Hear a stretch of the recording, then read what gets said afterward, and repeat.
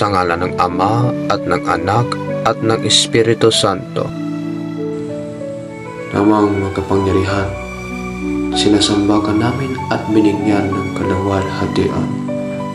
Sa iyong awa, ipinagkaloob mo sa amin ang pantay at nararapat na dangal na sumasalamin sa iyo.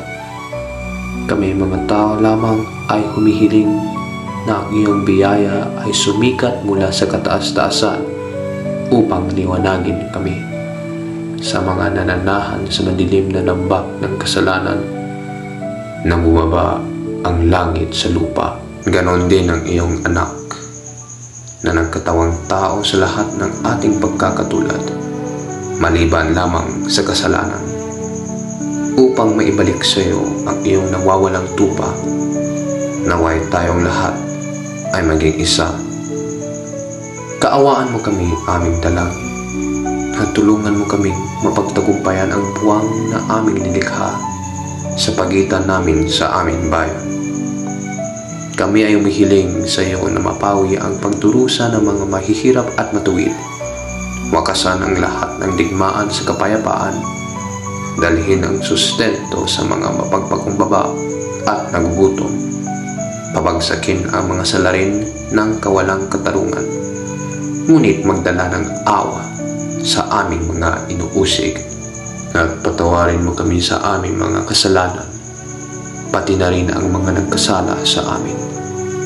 Sino mang nangangaral ng iyong ngalan, Panginoon, ay hindi laban sa iyo, at ang iyong ngalan ay nag-uugnay sa amin. Ito'y ipinapangaral namin ng mga hiwalay sa amin, at ganoon kalawak ang iyong biyaya, na inilaan mo ang iyong buhay para sa lahat.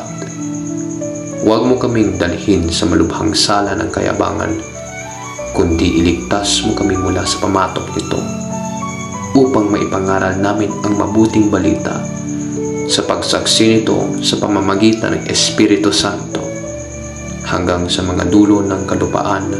Hinihiling namin ito alang-alang kay Jesucristo, iyong anak at aming Panginoon, na nabubuhay at naghahari kasama mo sa pakikisama ng Espiritu Santo.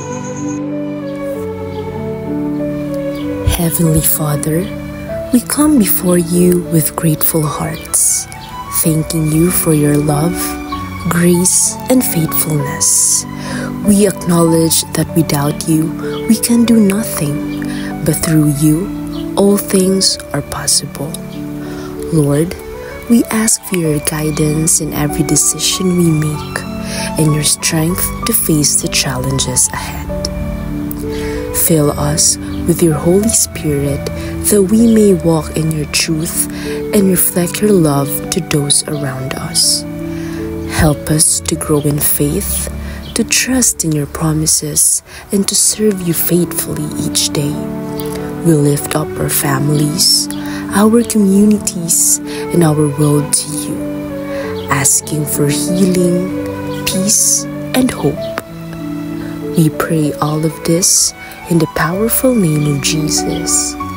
Amen.